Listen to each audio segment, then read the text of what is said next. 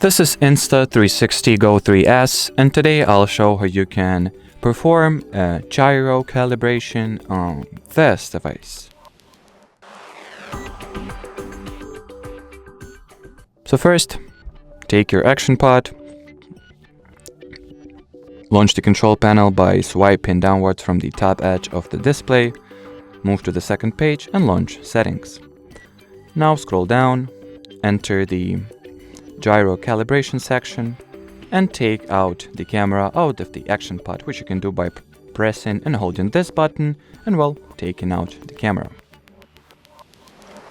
Now place it at the leveled surface and do not touch it.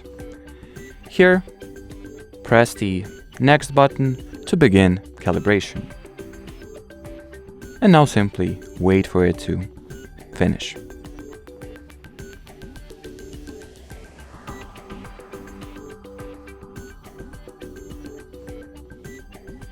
As you can see, the gyro calibration has been performed successfully, so that'll be it. Thanks for watching and bye bye.